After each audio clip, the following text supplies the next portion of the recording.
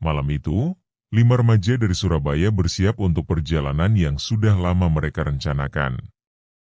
5 sekawan itu adalah Rizky Miftahur Rahman, Dimas Wirutama, Anissa Hapsari, Tia Gunawan, dan Farhan Danubroto. Kelima remaja itu merupakan sahabat dengan hobi yang sama, menjelajah tempat-tempat angker. Petualangan mereka akan didokumentasikan di kanal YouTube yang mereka kelola bersama, di Petualangan Malam. Dengan subscriber yang semakin meningkat, mereka semakin terdorong untuk menghadirkan konten yang lebih menegangkan dan penuh tantangan. Kali ini, mereka memilih pabrik gula tua di Tulangan, Sidoarjo, yang terkenal dengan legenda Wewe Gombel. Mereka berangkat dari Surabaya menggunakan mobil Dimas, sebuah SUV tua yang mesinnya sering bermasalah, tetapi tetap setia menemani petualangan mereka. Sepanjang perjalanan, obrolan ringan tentang sejarah pabrik itu bergulir.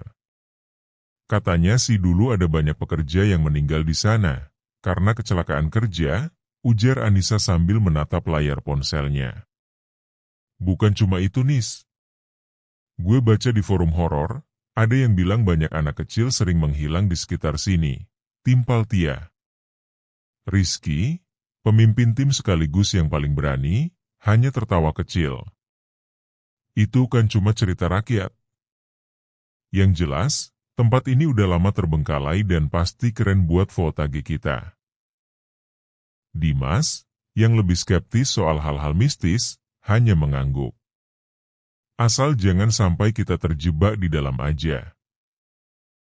Farhan, si pendiam di antara mereka, hanya menatap jalanan gelap di depan. Dalam hatinya, ia merasa ada sesuatu yang janggal, seakan udara di sekitarnya semakin berat semakin mereka mendekati lokasi. Pabrik gula tua itu sudah lama tidak beroperasi.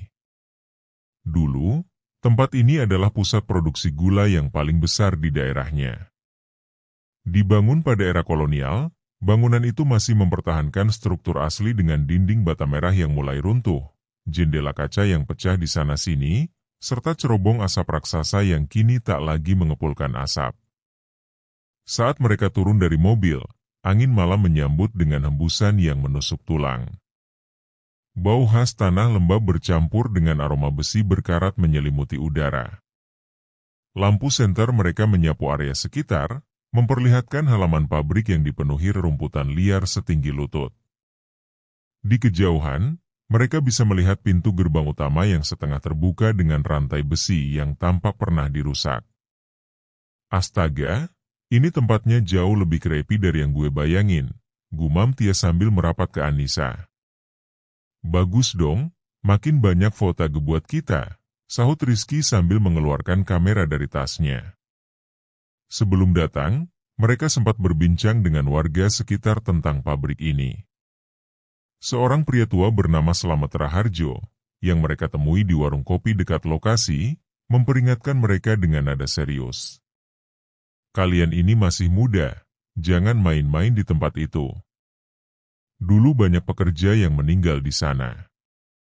Ada yang ketiban mesin, ada yang jatuh dari atas tangki gula, bahkan ada yang ditemukan tewas tanpa sebab jelas. Pak, itu kan cuma kecelakaan kerja. Kenapa masih banyak cerita mistis di sini? Tanya Dimas. Mendengar jawaban remaja ganteng di depannya itu, Slamet hanya bisa menghela napas panjang. Bukan cuma kecelakaan. Banyak yang bilang Wewe Gombel suka muncul di sana. Dulu ada anak-anak kecil hilang, entah kemana. Pernah ada yang dengar suara tangisan perempuan di dalam pabrik, tapi waktu dicari, gak ada siapa-siapa. Mendengar cerita Slamet itu, Anissa merinding. Jadi, masih banyak yang percaya kalau pabrik ini angker, Pak? Bukan percaya, Nak. Memang sudah banyak yang mengalami, jawab Slamet dengan suara pelahan, seakan ceritanya takut didengar oleh makhluk lain. Namun, peringatan Slamet itu justru membuat Rizky semakin penasaran. Ini justru yang kita cari, guys. Gak ada ruginya kita coba masuk. Mereka semua setuju, Meskipun Anissa dan Tia masih merasa was-was. Saat mereka melangkah mendekati gerbang, tiba-tiba terdengar suara gemerisik dari balik reruntuhan. Semua terdiam. Farhan menyorotkan senter ke arah suara, tetapi tidak ada apa-apa di sana. Mungkin cuma tikus, kata Dimas, mencoba mengurangi ketegangan. Namun, saat mereka melangkah masuk, Rizky mendengar sesuatu yang lain, suara tawa lirih, jauh di dalam bangunan. Ia menoleh ke teman-temannya, ingin memastikan apakah mereka juga mendengarnya, tetapi semua tampak biasa saja. Tanpa memberitahu yang lain, ia tetap melangkah maju. Di dalam pabrik, suasananya jauh lebih menyeramkan. Cahaya senter mereka menyoroti mesin-mesin tua yang sudah tertutup debu, tangga besi yang berkarat, dan dinding-dinding yang penuh dengan coretan aneh yang entah siapa yang membuatnya. Tia mulai menggigil. Gue nggak suka tempat ini, sumpah. Anissa menggenggam tangan sahabatnya. Kita cuma sebentar, terus keluar. Suasana semakin mencekam. Mereka merasakan hawa dingin yang tiba-tiba datang, seperti ada sesuatu yang memperhatikan mereka. Dimas berjalan di belakang rombongan, mencoba merekam dengan kameranya. Namun, tiba-tiba layar kameranya menangkap bayangan putih yang bergerak cepat di belakang Anissa. Guys, gue baru aja lihat sesuatu, ujar Dimas sambil mengerutkan kening, menatap layar kameranya dengan cemas. Rizky mendekat. Apa maksud lo? Dimas mengulang rekaman, dan mereka semua melihatnya, sesosok bayangan putih berkelebat di belakang Anissa. Tia menutup mulutnya dengan tangan gemetar, sementara Anissa sendiri mulai panik. Sudah, kita keluar aja, ujar Farhan dengan suara datar, tapi penuh ketegangan. Tapi belum sempat mereka melangkah kembali ke pintu keluar, sesuatu terdengar dari lantai atas pabrik, suara langkah kaki yang berat, seolah ada seseorang yang sedang berjalan mondar-mandir. Mereka saling bertatapan, tak ada satupun yang berani mengucapkan sepatah kata pun. Hingga tiba-tiba, suara itu berhenti dan digantikan suara tangisan pelan seorang wanita. Tiba-tiba, semua lampu senter mereka berkedip sendiri, lalu mati seketika. Gelap pekat menyelimuti mereka. Dalam keheningan, terdengar suara berbisik, samar-samar tapi jelas. Kalian seharusnya tidak datang ke sini. Mendadak, pintu besar di belakang mereka tertutup dengan suara keras, seakan mengunci mereka di dalam. Jantung mereka berlomba-lomba berdetak kencang. Rizky mencoba menyalakan kembali senter, tetapi tidak berhasil. Suasana di dalam pabrik semakin mencekam. Mereka merasakan hawa dingin yang menusuk hingga ke tulang, dan bayangan-bayangan mulai bergerak di sudut-sudut ruangan. Kita harus keluar dari sini sekarang, bisik Farhan dengan nada serius. Tetapi, sesuatu yang jauh lebih mengerikan telah menunggu mereka di dalam kegelapan. Sebelum video cerita horor ini berlanjut, ada baiknya para penonton untuk memberikan subscribe, like dan menyebarkan video ini, sehingga memotivasi kami untuk membuat cerita video yang lebih menyeramkan, menakutkan, menarik, dan memberikan pesan-pesan positif dalam berkehidupan. Selain itu, tidak lupa menyalakan gambar lonceng, sehingga Anda menjadi penonton pertama yang mengetahui saat kami upload cerita misteri, horor, mistis, atau klinik yang terbaru, yang akan menguji keberanian Anda untuk mendengarkan dan menonton video ini sendirian. Dan, selamat menonton. Setelah lampu senter mereka mati, kegelapan menelan seluruh ruangan. Nafas kelima remaja itu memburu, sementara jantung mereka berpacu cepat. Mereka berdiri terpaku, berusaha mengatur napas, tetapi suara bisikan itu masih terdengar, bergema di setiap sudut pabrik tua yang menyeramkan itu. Kalian seharusnya tidak datang ke sini. Suara itu bergema pelan, seperti desiran angin yang berbisik di antara dinding-dinding bata merah yang sudah usang.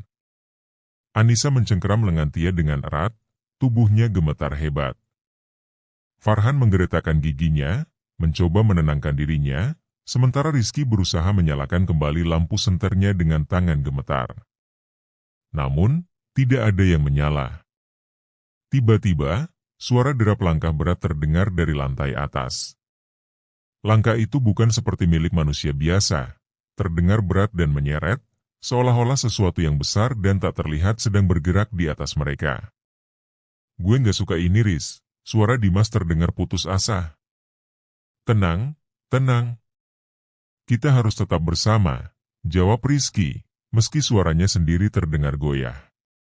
Kemudian, suara berderak terdengar dari arah salah satu mesin tua di pojok ruangan. Mesin itu sudah tak berfungsi selama puluhan tahun, tetapi kini roda giginya bergerak sendiri dengan suara yang melengking dan menyakitkan telinga. Lalu, sesuatu terjadi, sebuah bayangan hitam besar melintas cepat di depan mereka. Anissa berteriak, dan tiba-tiba, lampu senter mereka kembali menyala sendiri. Namun, saat cahaya kembali, sesuatu telah berubah. Mesin tua di sudut ruangan masih bergerak, meski tak ada satupun dari mereka yang menyentuhnya. Udara di dalam ruangan menjadi semakin dingin, dan mereka bisa melihat uap napas mereka sendiri.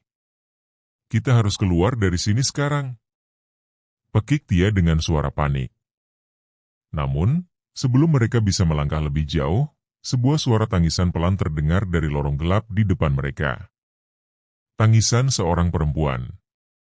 Farhan menelan ludah, lalu mengarahkan senter ke arah suara. Siapa di sana? Tidak ada jawaban, hanya isakan yang semakin terdengar memilukan. Tapi tiba-tiba, suara itu berubah menjadi tawa. Tawa lirih yang semakin lama semakin keras dan mengerikan. Tawa yang terdengar berasal dari beberapa suara sekaligus, seolah-olah ada banyak sosok tak terlihat mengelilingi mereka dalam kegelapan. Mereka mundur perlahan, tetapi sesuatu menarik perhatian Rizky. Di lantai, ada jejak-jejak kaki kecil yang basah, seakan baru saja dilalui seseorang yang bertelanjang kaki. Jejak itu mengarah ke salah satu ruangan yang pintunya sedikit terbuka. Gue harus lihat, bisik Rizky. Lo gila? Jangan pisah dari kita. Seru Dimas, matanya melebar ketakutan. Namun, sesuatu menarik Rizky untuk melangkah masuk. Dia mendorong pintu itu perlahan, dan begitu mengarahkan senternya ke dalam, ia terhenti. Napasnya tercekat. Di dalam ruangan yang dipenuhi jaring laba-laba dan debu tebal, ada sebuah tempat tidur kecil yang tampak masih tertata rapi, seolah-olah seseorang masih tinggal di sana. Di dinding, tergantung foto seorang anak kecil dengan ekspresi kosong, matanya seakan menatap lurus ke arahnya. Tapi yang paling mengerikan, adalah boneka tua yang duduk di atas kasur dengan posisi miring, kepala porselennya retak, dan senyum aneh di wajahnya. Saat Rizky hendak melangkah mundur, boneka itu tiba-tiba jatuh ke lantai dengan suara keras. Saat itu juga, tangisan kembali terdengar, kali ini tepat di belakangnya. Rizky, keluar dari sana! Teriak Farhan. Tanpa pikir panjang, Rizky berlari keluar, pintu di belakangnya menutup dengan sendirinya. Mereka semua mulai berlari ke arah pintu keluar, tapi pabrik tua itu seolah hidup, lorong-lorong yang mereka lalui tiba-tiba berubah, membuat mereka kehilangan arah. Lalu, terdengar suara lain, suara yang lebih besar dan lebih menyeramkan dari sebelumnya. Suara perempuan dengan nada rendah dan menggema di seluruh ruangan. Anak-anakku, jangan pergi. Saat mereka menoleh ke belakang, sosok wanita tinggi dengan rambut panjang menjuntai dan mata hitam kosong berdiri di ujung lorong, tersenyum mengerikan ke arah mereka. Mereka berteriak bersamaan. Mereka terus berlari, tetapi lorong-lorong pabrik tua itu seakan bergerak, memaksa mereka ke arah yang tidak mereka kenali. Dinding yang sebelumnya penuh dengan lumut dan debu, kini berubah menjadi koridor panjang yang tampak lebih gelap dan lebih dalam. Dimas mengayunkan lampu senternya ke sekeliling, matanya mencari jalan keluar. Gue nggak bisa nemuin pintu keluar. Jangan berhenti. Lari aja terus. Rizky mencoba mengarahkan mereka. Namun, tiba-tiba, langkah mereka terhenti. Di depan mereka, berdiri sosok seorang anak kecil dengan wajah pucat, matanya kosong, dan mulutnya bergerak-gerak seakan berbicara. Tapi tidak ada suara yang keluar dari bibirnya. "Jangan tinggalkan kami," bisik anak itu, meskipun suaranya terdengar di kepala mereka, bukan di udara. Anissa menjerit ketakutan dan menarik Tia untuk mundur. Tapi sebelum mereka bisa berbalik, anak itu mulai melangkah mendekati mereka, tubuhnya seperti melayang di atas tanah. Lampu senter Farhan mulai berkedip lagi, dan semakin ia menyorotkan cahaya ke arah anak itu, semakin anak itu tampak mengerikan. Kulitnya mulai mengelupas, memperlihatkan daging membusuk di bawahnya. "Jangan lihat! Jangan lihat!" teriak Farhan. Mereka semua memalingkan wajah, dan tiba-tiba terdengar suara pintu terbuka keras di belakang mereka. Saat mereka menoleh, mereka melihat sebuah jalan keluar, pintu besar yang tidak mereka sadari sebelumnya. Tanpa berpikir panjang, mereka semua berlari menuju pintu itu. Anissa dan Tia lebih dulu melewatinya, diikuti Dimas dan Farhan. Rizky yang berada paling belakang, menoleh sekali lagi untuk melihat ke dalam pabrik. Sosok anak kecil itu masih berdiri di sana, kini di sampingnya berdiri wanita berwajah pucat berambut panjang, dengan senyum yang semakin melebar, memperlihatkan deretan gigi tajam yang mengerikan. Pintu tertutup sendiri begitu Rizky keluar, dan mereka semua jatuh tersungkur di tanah, terengah-engah dalam kegelapan malam. Namun, saat mereka berpikir sudah selamat, mereka menyadari sesuatu. Pabrik itu sudah tidak ada lagi di belakang mereka. Hanya tanah kosong yang luas dan sunyi. Mereka saling berpandangan, tubuh mereka masih gemetar. "Apa yang baru saja terjadi?" bisik Anissa. Lalu, terdengar suara tawa lirih dari kejauhan, masih mengintai mereka dalam kegelapan. Langit malam menyelimuti desa Tulangan dengan gelapnya. Hanya cahaya bulan yang temaram, disaring pepohonan rimbun yang bergerak pelan seiring angin malam. Udara terasa lembab, seolah ada sesuatu yang tak wajar di dalamnya. Di dalam kompleks pabrik tua yang telah lama ditinggalkan, 5 remaja berdiri di depan koridor sempit yang menuju ruang pemrosesan tebu. Farhan yang saat itu berjalan paling depan, merasakan angin dingin menyentuh lehernya, meski cuaca tak menunjukkan tanda-tanda hujan. Farhan, ada apa?" Suara Dimas terdengar memecah keheningan, tapi Farhan hanya mengangguk dan melanjutkan langkahnya tanpa menoleh. Ia merasa ada sesuatu yang aneh, sesuatu yang menekannya tanpa bisa dijelaskan. Rasanya seperti ada yang mengawasi mereka. Mereka sudah berjalan cukup lama di dalam kompleks pabrik gula tua, yang penuh dengan ruangan kosong dan berdebu. Pabrik ini dulunya terkenal sebagai penghasil gula tebu terbesar di Jawa Timur, tapi kini menjadi tempat yang terlupakan. Bangunan tua yang kokoh dengan struktur yang mulai rapuh itu, membuat suasana di dalamnya terasa suram. Namun, Farhan tetap melangkah dengan penuh semangat. Ia merupakan anggota 5 sekawan itu, yang paling berani. Karena itu, selalu mencari tantangan. Sampai akhirnya, langkah Farhan terhenti sejenak. Sesuatu menempel di bajunya. Perlahan, ia merasakan seakan ada tangan yang menarik dengan lembut. Dengan gerakan insting, ia mencoba menarik diri, tetapi sesuatu yang lebih kuat menariknya lagi. "Farhan!" teriak Anissa dengan suara cemas. Namun, tak ada jawaban. Farhan menoleh ke belakang, dan dalam sekejap, tubuhnya menghilang ke dalam kegelapan. Teman-temannya terdiam, tak percaya dengan apa yang baru saja mereka saksikan. Anissa berlari mendekat, mencoba memanggil namanya, tapi suara itu teredam dalam ruang kosong yang menakutkan. Dimas segera menarik kamera perekam, mulai mengarahkan lensa ke sekeliling. "Kita harus tetap tenang," katanya dengan suara tegas. Meskipun hatinya bergetar, ia berusaha menenangkan diri. "Kita harus cari Farhan." Namun, tak ada petunjuk. Hanya ada jejak kaki yang samar di lantai berdebu, yang hilang begitu saja beberapa langkah lebih jauh. Tidak ada suara, tidak ada Farhan. Hanya hening yang menekan setiap orang yang ada di sana. Anissa yang sudah mulai menangis tak bisa lagi menahan ketakutannya. Dimas. Farhan, di mana dia? Suaranya tercekat.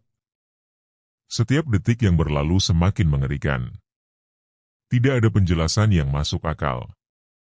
Tidak ada tanda-tanda perlawanan, tidak ada suara apapun yang bisa memberi petunjuk. Jangan panik Anissa. Kita cari dia. Kita pasti bisa temukan dia, kata Dimas dengan tegas, meski hatinya sendiri dipenuhi rasa cemas. Ia mencoba tetap fokus pada kamera yang terus merekam setiap gerakan mereka, sebagai saksi yang akan merekam kejadian aneh ini. Namun semakin mereka berjalan, semakin terasa beban di dada mereka. Keheningan semakin menekan, dan kegelapan semakin pekat, seolah ruang itu berusaha menelan mereka satu persatu. Tunggu, suara Dimas tiba-tiba terhenti saat ia melihat sesuatu di lantai. Ada darah. Sejumlah tetesan kecil mengarah ke sebuah pintu terbuka di ujung koridor. Anissa yang semakin takut hanya mampu menggigil. Itu darah. Dimas, apa yang terjadi pada Farhan? Ia bertanya dengan suara bergetar. Dimas menatapnya dengan ekspresi serius. Kita harus tahu apa yang terjadi di sini. Kita harus lihat pintu itu. Dengan langkah hati-hati, mereka bergerak menuju pintu yang ada di ujung koridor. Pintu itu terbuka sedikit, menggantung, seolah menunggu mereka untuk masuk. Saat Dimas membuka pintu lebih lebar, bau busuk yang menyengat langsung tercium. Aroma itu bukan hanya bau darah, tetapi bau sesuatu yang lebih menyeramkan. Seperti bau bangkai yang sudah lama terabaikan. Anissa menutup hidungnya dengan jari, wajahnya pucat. Mereka melangkah masuk ke dalam ruangan yang gelap, hanya diterangi cahaya samar dari ponsel Dimas. Ruangan itu penuh dengan mesin-mesin tua yang berkarat, namun ada satu hal yang sangat mengganggu.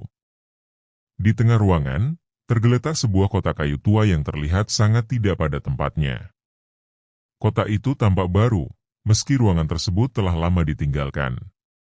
Ada sesuatu yang aneh di dalam kotak itu, sesuatu yang bergerak-gerak perlahan. Dimas memegang kamera lebih erat dan mendekati kotak tersebut. Ini bukan tempat yang aman Anissa, katanya pelan. Anissa semakin panik. Dimas, kita harus keluar dari sini, kita harus cari Farhan. Namun, sebelum mereka sempat bergerak, suara langkah kaki terdengar mendekat dari belakang mereka. Anissa berbalik, tetapi hanya ada kegelapan. Tunggu, ada apa itu? Suara Dimas terdengar pelan. Ia mengarahkan kameranya ke arah suara yang baru saja mereka dengar. Di salah satu sudut ruangan, ada bayangan gelap yang bergerak cepat. Mereka terdiam. Anissa menggenggam tangan Dimas, mencoba menenangkan diri, meskipun tubuhnya terasa sangat kaku oleh ketakutan. Farhan? Panggil Dimas. Tak ada jawaban. Namun, tiba-tiba, mereka mendengar suara geraman yang sangat dekat. Anissa menjerit, dan tanpa berpikir panjang, mereka berlari keluar dari ruangan itu, kembali ke koridor sempit tempat mereka awalnya kehilangan Farhan. Setibanya di luar, mereka melihat lebih banyak jejak kaki, tetapi kali ini jejak-jejak itu tidak mengarah kemanapun. Justru jejak itu tampak seperti berputar-putar, seolah mengelilingi mereka. Apakah ini? Anissa terdiam sejenak, menatap jejak-jejak kaki yang mulai memudar. Apakah ini permainan mereka? Dimas menoleh ke belakang. Tiba-tiba, layar kamera menangkap sesuatu yang membuat darahnya membeku. Sebuah wajah pucat, terbalut bayangan gelap yang mengintip dari balik tembok. Suasana berubah kian mencekam. Jantung mereka berdebar kencang. Farhan tidak hanya hilang, tapi ada sesuatu yang jauh lebih buruk yang sedang mengintai mereka. Malam semakin larut, dan hawa dingin yang menyelubungi desa Tulangan semakin menekan. Suara angin yang berdesir di luar pabrik tua itu, terasa seperti bisikan yang tak bisa dimengerti, membawa serta aura yang menakutkan. Dimas, Anissa, dan Rizky serta Tia kini terperangkap dalam sebuah tempat yang lebih menyeramkan daripada sebelumnya. Setelah Farhan menghilang tanpa jejak, ketegangan di antara mereka semakin terasa. Tak ada penjelasan yang logis, hanya rasa takut yang semakin mendalam. Setiap sudut ruangan terasa mengintimidasi, bayangan-bayangan gelap yang bergerak di luar jangkauan pandangan mereka hanya menambah ketegangan. Mereka terjebak dalam sebuah dunia yang tidak nyata, sebuah dunia yang dipenuhi misteri yang menakutkan. Tia yang berjalan paling belakang, mendekati Dimas dengan wajah pucat. "Dimas, aku merasa ada sesuatu yang salah," katanya dengan suara bergetar. Ia menatap ke arah koridor yang gelap dan berbelok tajam di depan mereka. Dimas menoleh, wajahnya serius meskipun matanya tampak lelah. "Kita harus tetap bersama. Jangan pernah berpisah. Jika ada yang terjadi pada salah satu dari kita, yang lain harus tetap melawan." Rizky mengangguk setuju, meskipun dadanya sesak oleh ketakutan. "Tapi Farhan, di mana dia? Kita harus menemukannya." Ketika mereka melangkah lebih jauh ke dalam, suara aneh terdengar dari kejauhan, suara yang terdengar seperti tangisan anak kecil. Suara itu sangat jelas, namun terdistorsi oleh ruang kosong yang bergaung. Tia yang paling sensitif terhadap suara, tiba-tiba terhenti dan menoleh. "Ada suara dengar itu?" bisiknya dengan mata melebar. "Seperti suara anak kecil." Dimas menatapnya tajam, tetapi dalam hati, ia juga merasakan sesuatu yang tidak beres. Itu suara Farhan bukan?" ujar Dimas dengan suara penuh keraguan. "Ayo cepat, kita harus mencari." Dengan langkah penuh waspada, mereka mengikuti suara tangisan yang terus menggema, seolah-olah datang dari dalam dinding-dinding pabrik yang tua ini. Keempatnya berjalan lebih dalam lagi ke koridor yang lebih sempit. Semakin mereka mendekat, semakin jelas suara tangisan itu terdengar. Namun, saat mereka hampir sampai di ujung koridor, suara tangisan itu tiba-tiba terhenti. Suasana menjadi begitu sunyi, begitu hening, seolah-olah segala sesuatu menahan napas. Tia yang paling dekat dengan tembok, merasakan sesuatu yang aneh, suatu getaran di udara yang membuat kulitnya merinding. Sesaat kemudian, suara berbisik datang, sangat pelan dan penuh dengan keputusasaan. "Tolong, tolong." Itu adalah suara Farhan. Rizky dan Tia saling berpandangan, rasa harapan mereka menyala kembali, tapi Dimas hanya mengernyitkan dahi.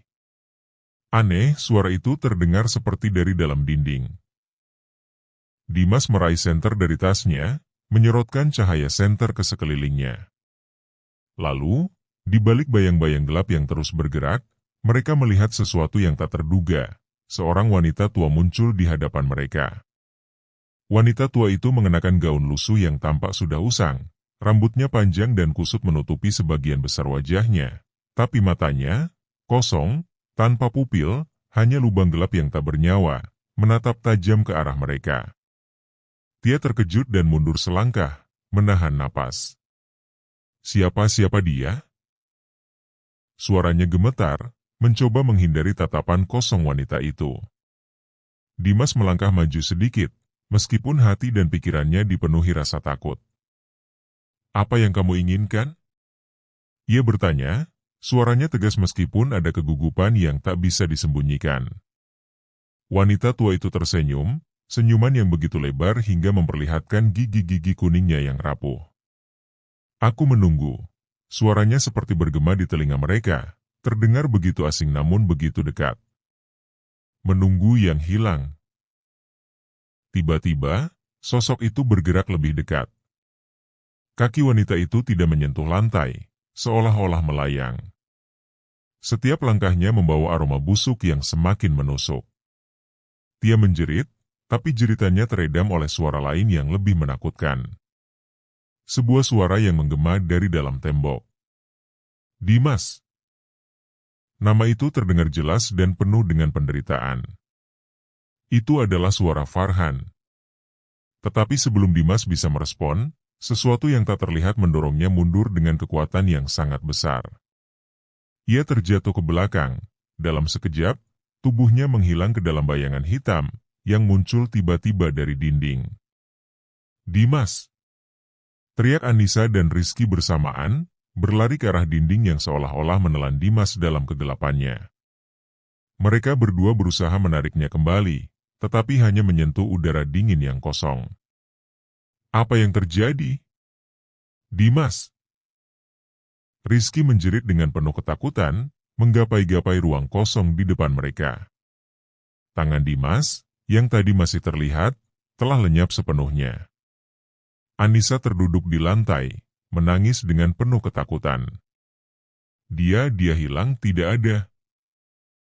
Dia menatap sekeliling dengan penuh rasa bingung dan panik. "Ini, apa yang terjadi di sini? Kenapa mereka hilang?" Suaranya serak, tubuhnya gemetar hebat. Tiba-tiba, di ujung koridor yang gelap, sebuah cahaya muncul, cahaya yang samar namun sangat terang, menyinari jalan menuju ruang pemrosesan tebu. Cahaya itu tampak seperti menyeru mereka, seolah ada yang ingin mereka ikuti. "Apakah itu Farhan?"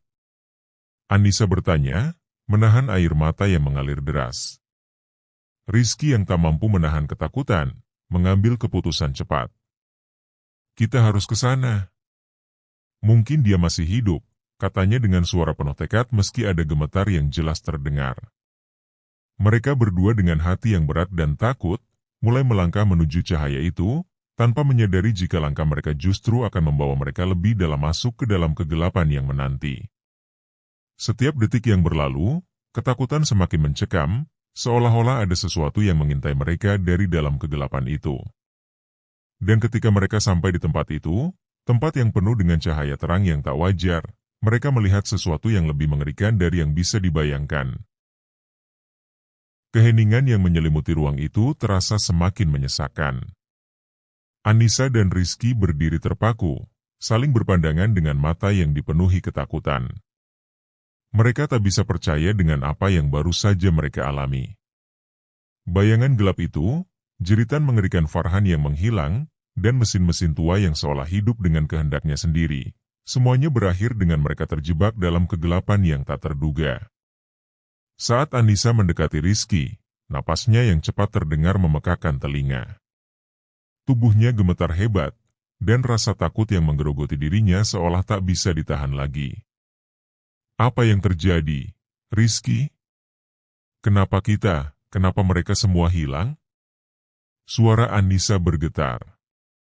Rizky, yang masih mencoba meresapi kenyataan dan mencari penjelasan atas semuanya, menatap sekeliling mereka. Pabrik ini, yang dulunya mungkin hanya sebuah tempat kerja biasa, kini berubah menjadi sesuatu yang jauh lebih gelap dan menakutkan, sebuah tempat yang tampaknya penuh dengan kejahatan yang tak terungkap. "Aku tidak tahu Anissa. Tapi kita harus keluar dari sini secepatnya," Rizky berbicara dengan suara yang lebih tegas, meskipun hatinya juga bergetar ketakutan. Mereka harus keluar dari pabrik ini. Tidak ada pilihan lain. Dengan cepat, mereka berlari menuju pintu besar yang semula mereka masuki. Namun, saat mereka sampai di sana, sesuatu yang lebih mengejutkan terjadi. Pintu besar yang tadinya terbuka kini tertutup rapat. Rizky mencoba mendorong pintu itu, tetapi tidak ada respon. Seolah-olah pintu itu disegel kekuatan tak terlihat. "Tidak mungkin," Rizky terengah, mencoba membuka pintu dengan lebih keras. Namun meskipun tubuhnya menekan keras ke pintu besi itu tetap tak bergeming. "Pintu ini tertutup sendiri," bisik Anissa, merasa ada sesuatu yang salah. "Ini bukan hanya kecelakaan." Rizky berhenti mencoba dan berbalik, melihat ke arah ruang yang lebih gelap di dalam pabrik. Pabrik ini tampak begitu sunyi dan kosong, seperti sebuah labirin yang tak ada ujungnya. Di kejauhan, sebuah koridor gelap terlihat terbuka, seolah mengundang mereka untuk masuk lebih dalam. "Ayo, Anissa, kita harus menemukan jalan keluar." Aku tak bisa tinggal di sini lagi," kata Rizky dengan suara yang bergetar. Namun, saat mereka berjalan menuju koridor tersebut, suasana tiba-tiba berubah. Papan-papan kayu yang berserakan di lantai seolah bergetar, dan udara yang tebal itu semakin berat. Sesuatu yang tak terlihat, sesuatu yang jahat, tampaknya sedang mengintai mereka. Tiba-tiba, Anissa mendengar suara aneh, sebuah bisikan yang sangat pelan. Suara itu berasal dari dalam gelap, dan itu terdengar seperti suara Tia. Tia? Anissa bergumam, berjalan pelan ke arah suara itu, namun setiap langkahnya terasa semakin berat. Tia? Itu suara Tia. Rizky mengikuti Anissa dengan penuh curiga, namun hatinya berdegup kencang. Ia merasa ada sesuatu yang sangat tidak beres, sesuatu yang lebih gelap dan berbahaya dari yang mereka bayangkan. Anissa semakin mendekati sumber suara tersebut. Suara itu terdengar lebih jelas, sangat dekat, dan semakin lama semakin nyaring. Tanpa sadar, mereka berdua sudah sampai di sebuah ruangan kecil yang lebih gelap. Dalam gelapnya itu, mereka bisa melihat sosok yang terangkat ke udara, yaitu Tia. Anissa terbelalak, tubuhnya kaku ketika melihat apa yang terjadi. Tia, sahabatnya yang sudah bersama mereka sejak awal, kini terangkat dari tanah dengan kekuatan yang tak terlihat. Tubuh Tia berputar-putar di udara, seolah ada tangan tak kasat mata yang mengendalikan tubuhnya. Teriakan Tia, penuh dengan ketakutan dan keputusasaan, memenuhi ruangan itu. Tidak! Tia! Tidak! Anissa menjerit, tetapi tubuhnya tampak lumpuh. Tak ada yang bisa dilakukan. Dia hanya bisa menyaksikan sahabatnya tersiksa tanpa bisa bergerak. Rizky yang juga terkejut, berlari ke arah Tia. Ia berusaha meraih tubuhnya, berusaha menyelamatkannya dari kekuatan yang tak tampak itu. Tetapi saat menyentuh tubuh Tia, sesuatu yang mengerikan terjadi. Tia tiba-tiba tersedot ke dalam kegelapan yang sangat pekat, tanpa memberi kesempatan pada mereka untuk menyelamatkannya. Tia! Jerit Rizky, namun Tia sudah hilang dalam kegelapan yang semakin besar itu. Sesuatu yang tak kasat mata menyedotnya dengan kekuatan yang luar biasa, dan dalam sekejap, ia menghilang begitu saja, seperti tidak pernah ada. Anissa jatuh ke lantai, menangis dengan penuh keputusasaan. Tia! Tia, kita tidak bisa apa-apa. Terisaknya, tubuhnya menggigil. Rizky terengah, kebingungannya semakin menjadi-jadi. Ini tidak masuk akal Anissa. Ini tidak bisa terjadi.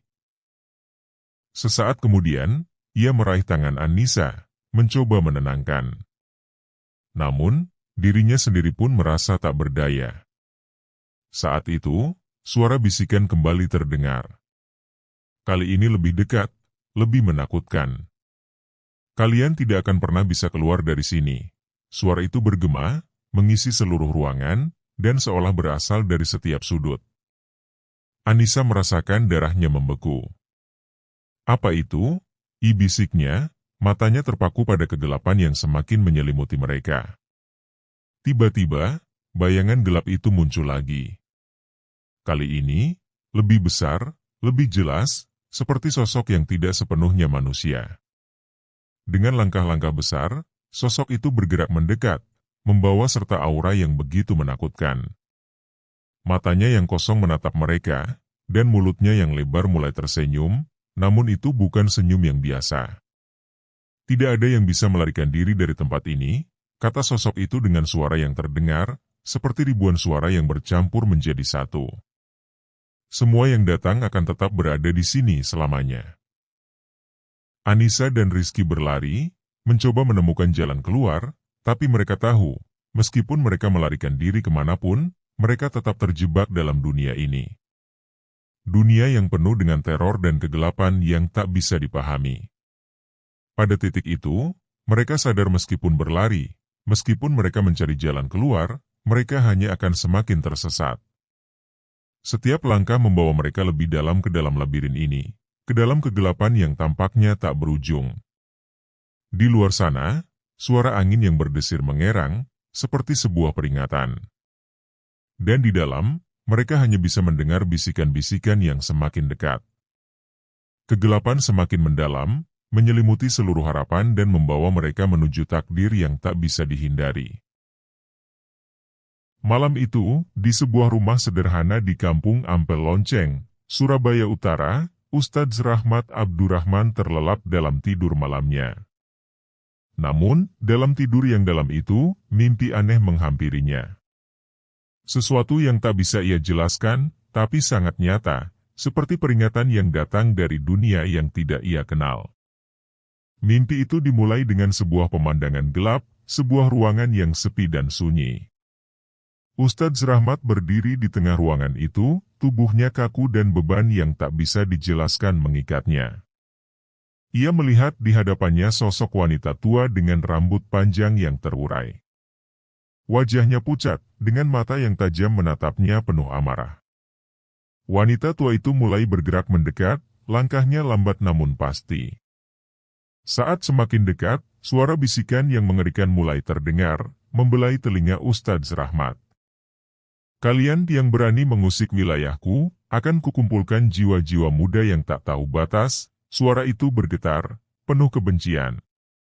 Wanita tua itu tersenyum, tapi senyumnya penuh dengan ancaman yang tidak dapat diabaikan.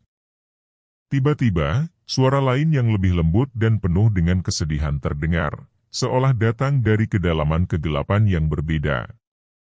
Tolong bantulah mereka. Mereka terperangkap dalam kegelapan ini. Jangan biarkan mereka menjadi bagian dari dunia ini selamanya. Ustadz Rahmat terkejut, tubuhnya terasa kaku seolah terkunci dalam mimpi itu. Ia ingin berlari, namun seolah ada kekuatan yang menahannya. Suara wanita tua itu kembali terdengar, lebih keras, menggetarkan seluruh tubuhnya. Jangan coba-coba. Tidak ada yang bisa melarikan diri dari sini. Suara itu bergema merobek keheningan yang ada.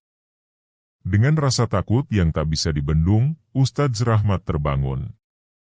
Ia mengangkat tubuhnya dari tempat tidur, napasnya cepat dan berat. Mimpi itu begitu nyata, begitu menakutkan. Suara-suara itu masih terdengar jelas di telinganya, seolah-olah dunia nyata dan mimpi itu sudah saling bercampur. Ia menyandarkan dirinya di sisi tempat tidur, mencoba menenangkan jantung yang berdetak keras. Apa arti mimpi itu? Siapa wanita tua itu? Dan siapa suara yang memohon pertolongan? Mimpi itu tidak mungkin kebetulan. Ia tahu ada sesuatu yang harus dilakukan. Sesuatu yang lebih besar dari dirinya. Rasa cemas memenuhi dirinya. Ia merasa seolah ada panggilan yang tak bisa diabaikan.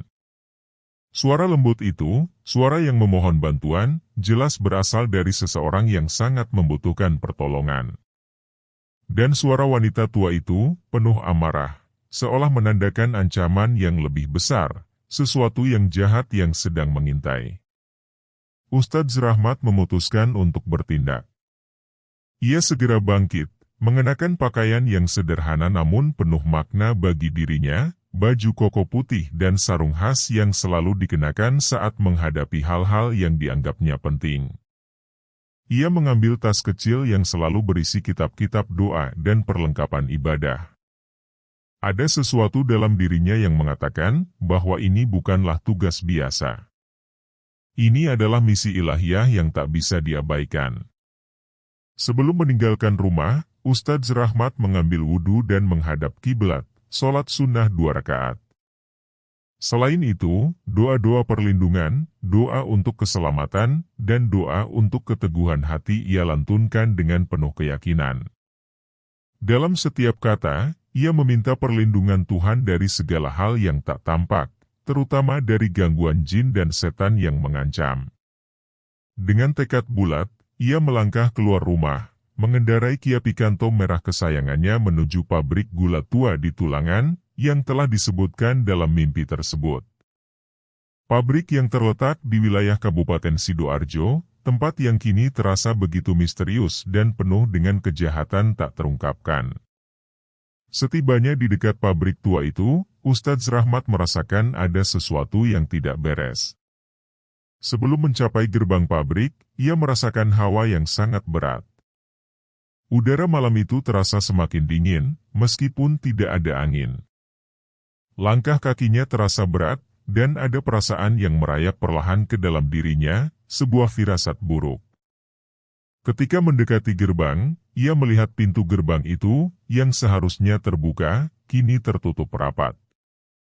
Tidak ada suara, tidak ada aktivitas. Pabrik itu seolah ditinggalkan begitu saja. Namun, Ustadz Rahmat tahu keheningan itu bukanlah hal yang baik. Ada sesuatu yang mengintai di dalamnya, menunggu kedatangannya. Ya Allah! Lindungilah aku, bisiknya dalam hati, menatap pabrik yang tampaknya tak lagi seperti bangunan biasa. Sesuatu yang lebih gelap, lebih menakutkan, ada di dalam sana. Dengan perlahan, ia mendekati pintu gerbang dan mencoba membukanya.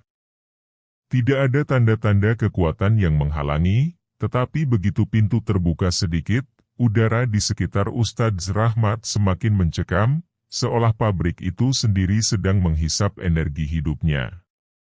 Setelah melangkah masuk, Ustadz Rahmat merasakan keanehan yang semakin menebal. Semua hal yang ada di sekitarnya tampak tak wajar, seperti ruang yang terlalu luas untuk hanya sebuah pabrik. Mesin-mesin yang berkarat tampak bergerak sendiri, dan bayangan-bayangan tak terlihat dengan jelas, yang bergerak mengikuti setiap langkahnya. Siapa di sini? Teriak Ustadz Rahmat, suaranya menggema di seluruh ruangan yang sunyi. Tidak ada jawaban. Namun, dari jauh, ia mendengar suara-suara. Suara langkah kaki, suara berbisik, suara jeritan yang datang dan pergi. Semakin mendekat, suara itu semakin jelas, dan kini Ustadz Rahmat menyadari bahwa itu adalah suara yang didengar dalam mimpinya, suara wanita tua. Jangan datang ke sini Ustadz. Ini bukan tempatmu, suara wanita tua itu terdengar lebih nyata, dan semakin dekat. Di hadapannya, sebuah bayangan besar muncul dari kegelapan, dan Ustadz Rahmat melihat wanita tua itu lagi, dengan wajah yang penuh kebencian, matanya yang kosong menatapnya dengan tajam. Engkau hanya akan menambah penderitaan mereka, wanita itu berkata dengan suara serak dan penuh ancaman. Kau tidak bisa melawan kami. Tiba-tiba, dari balik bayangan itu, terdengar suara lembut lagi, kali ini lebih mendesak. Tolong, Ustadz, tolong mereka, jangan biarkan mereka terperangkap di sini. Wanita tua itu tiba-tiba tertawa, gelak tawa yang penuh kebencian dan kemarahan. Kalian pikir bisa keluar dari sini? Kalian sudah terperangkap, dan tidak ada yang bisa menyelamatkanmu. Namun, Ustadz Rahmat tahu bahwa ia tidak bisa mundur. Dengan hati yang teguh, ia membaca doa perlindungan, melantunkannya dengan lantang, berharap dapat mengusir segala kejahatan yang bersemayam di dalam pabrik ini. Udara di dalam pabrik terasa semakin pekat, seolah menyelimuti segala yang ada di dalamnya dengan rasa takut yang mendalam. Langkah-langkah kaki Ustadz Rahmat terdengar jelas di lantai beton yang retak, bergaung dalam kehampaan yang memancar dari dinding-dinding pabrik yang sudah lapuk. Dari luar, pabrik ini tampak seperti bangunan mati, tapi di dalamnya, segala sesuatunya penuh dengan kegelapan yang tidak kasat mata manusia biasa. Ustadz Rahmat merasakan hawa di sekelilingnya semakin berat, dengan perasaan yang semakin menguatkan firasat buruk yang dirasakan. Ia tahu, mimpi-mimpi aneh yang datang padanya bukanlah kebetulan. Ia telah dipanggil untuk menghadapi sesuatu yang lebih besar, yang lebih jahat. Kegelapan yang ada di dalam pabrik ini, bukanlah hal yang bisa dilawan dengan kekuatan manusia biasa. Namun, tekadnya tidak goyah. Ia memegang tas kecil berisi kitab doa dengan erat, siap menghadapi apapun yang akan datang. Dengan setiap langkah yang diambil, ia merasakan semakin dekat dengan tujuan yang harus dicapai, melawan wewe gombel yang telah menguasai pabrik ini. Di suatu sudut, Anissa dan Rizky berdiri terpaku, tubuh mereka terhimpit ketakutan yang luar biasa. Mereka hampir tidak bisa lagi merasakan dunia di luar mereka. Rasa takut yang mendalam telah menguasai mereka, sementara pemandangan di sekeliling mereka semakin mencekam. Sosok wanita tua yang mereka hadapi, Wewe Gombel, berdiri di hadapan mereka dengan senyum menyeramkan di wajahnya. Wewe Gombel itu, dengan mata yang kosong dan taring tajam yang terlihat jelas, mulai tertawa menyeringai, seolah menganggap ketakutan Anissa dan Rizky sebagai hiburan. Suara tawa itu begitu menakutkan, penuh dengan kebencian dan keangkuhan. Ia menyeringai semakin lebar, seolah merasakan dunia ini sepenuhnya sudah berada di bawah kekuasaannya. Begitu mudahnya kalian terjebak, kata Wewe Gombel dengan suara serak dan dingin. Kalian yang datang ke sini, tidak akan pernah bisa keluar. Rizky yang sebelumnya terlihat seperti pria tegar, kini tampak lemas. Keputusasaannya sudah mencapai puncaknya. Ia merasa tidak ada jalan keluar dari pabrik ini, dan Wewe Gombel seolah menjadi momok yang tak terhindarkan. Matanya kosong, tubuhnya menggigil, dan mulutnya terkatup rapat, tidak mampu lagi untuk melawan atau berteriak. Di sampingnya, Anissa tampak lebih hancur lagi. Keputusasaan yang sama merasuki tubuhnya. Namun, di balik ketakutan yang mencekam itu, ia merasakan sesuatu yang berbeda, sebuah harapan yang samar, harapan yang datang dari sebuah suara dalam dirinya yang mengatakan, kemungkinan kedatangan seseorang yang akan menolong mereka. Ketika Wewe Gombel itu melangkah maju, siap melanjutkan permainan jahatnya, tiba-tiba terdengar langkah kaki lain yang tegas. Ustadz Rahmat muncul dari kegelapan, langkahnya penuh percaya diri. Keberadaan pria itu seperti sebuah cahaya yang menyusup melalui kegelapan yang mengelilingi pabrik itu. Kalian, semua, harus berhenti, kata Ustadz Rahmat, suaranya lantang dan penuh kekuatan. Demi Allah, kegelapan ini harus berakhir. Aku datang untuk mengusirmu Wewe Gombel. Wewe Gombel berhenti sejenak, matanya yang kosong menatap Ustadz Rahmat dengan tajam. Sebuah tawa kecil terdengar dari bibirnya, namun kali ini, tawa itu terdengar berbeda, lebih menyeramkan, lebih penuh amarah. Kamu, hanya manusia biasa. Apa yang bisa kau lakukan? Kata Wewe Gombel, suaranya seperti bisikan yang datang dari kegelapan. Tempat ini sudah menjadi milikku, dan jiwa-jiwa yang terperangkap di sini tidak akan pernah keluar. Namun, Ustadz Rahmat tidak gentar. Dengan tekad yang kuat, ia mengeluarkan kitab doa dari tasnya, dan mulai melantunkan ayat-ayat suci dengan lantang, suaranya bergetar dengan kekuatan yang datang dari dalam dirinya. Setiap ayat yang keluar dari mulutnya terasa seperti senjata yang tajam, menembus udara yang semakin padat dengan kegelapan. Wewe Gombel mengerang, suara itu seperti terperangkap di dalam tenggorokannya. Ia mulai mundur, merasa terserang kekuatan yang datang dari doa-doa Ustadz Rahmat. Namun, wajahnya tetap mengerikan, penuh dengan kemarahan dan kebencian. Apa yang kau lakukan? Teriak Wewe Gombel dengan suara serak, seolah tak percaya. Kau tidak akan bisa mengalahkanku dengan doa-doamu. Tetapi Ustadz Rahmat tidak berhenti. Ia terus melantunkan ayat-ayat Al-Quran dengan penuh keyakinan. Setiap ayat yang dibacanya semakin memancarkan cahaya, menyusup ke dalam kegelapan yang menguasai pabrik itu. Cahaya itu semakin terang, dan Wewe Gombel semakin terguncang, tubuhnya bergetar hebat seolah terperangkap dalam sebuah jaring yang tak bisa dihindari. Dalam kegelapan yang semakin menipis, sosok-sosok yang lemah dan kebingungan mulai muncul kembali.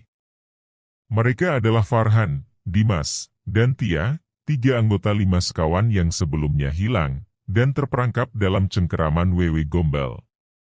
Tubuh mereka tampak lemah, bingung, dan penuh ketakutan.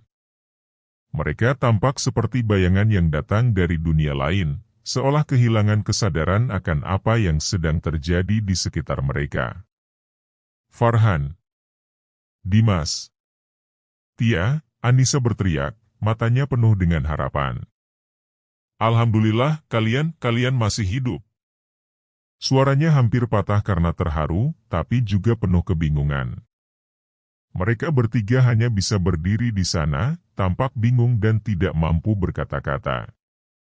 Wajah mereka tampak pucat, tubuh mereka lemah, seolah tidak tahu apa yang terjadi pada mereka.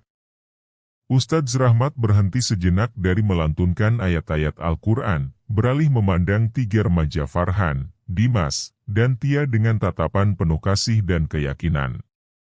Alhamdulillah kalian masih hidup. Kalian bisa selamat, katanya dengan suara lembut, meskipun tekadnya sangat kuat. Wewe Gombel itu terhuyung mundur, tubuhnya semakin melemah. Setiap ayat yang dilantunkan Ustadz Rahmat, seperti memenggal kekuatan yang ia miliki. Wewe Gombel mulai merintih kesakitan, taringnya terlihat memutih, tubuhnya yang besar mulai menyusut, seolah terhisap cahaya ilahiyah yang semakin terang. Ini tidak mungkin. Teriaknya dengan penuh amarah, suaranya menggema, menciptakan getaran yang kuat di seluruh pabrik. Aku tidak akan kalah. Aku akan kembali. Namun, dengan lantang dan penuh kekuatan, Ustadz Rahmat menyelesaikan bacaan terakhir dari doa yang sangat kuat. Aku berlindung kepada Allah dari segala kejahatan yang tersembunyi, dan aku perintahkan pada dunia ini, bahwa kegelapan ini harus berakhir. Dengan ledakan cahaya ilahiyah yang sangat terang, Wewe Gombel menjerit sekali lagi sebelum tubuhnya menghilang ke dalam kegelapan yang semakin pudar. Segalanya menjadi sunyi, seperti halnya kegelapan itu terangkat oleh kekuatan yang datang dari doa dan keyakinan yang tulus. Ketika cahaya itu meredup, Ustadz Rahmat berdiri tegak, napasnya terengah, namun wajahnya terlihat tenang. Ia telah berhasil mengalahkan Wewe Gombel, meskipun dengan harga yang sangat tinggi. Farhan, Dimas, dan Tia akhirnya kembali sadar. Mereka saling berpelukan, menangis dan tertawa lega. Meskipun tubuh mereka masih lemah, mereka tahu jika mereka telah terselamatkan. Anissa dan Rizky yang tidak lagi terperangkap dalam ketakutan, mendekati mereka, ikut merayakan kebebasan yang baru saja mereka raih. Namun, mereka semua tahu, meskipun Wewe Gombel telah dikalahkan, kegelapan ini tidak akan mudah hilang begitu saja. Mereka masih harus menghadapi banyak hal yang tak terungkapkan di dunia ini. Tapi untuk saat ini, mereka bisa merasakan kebebasan yang lama hilang, dan harapan akan hidup yang lebih baik. Tamat.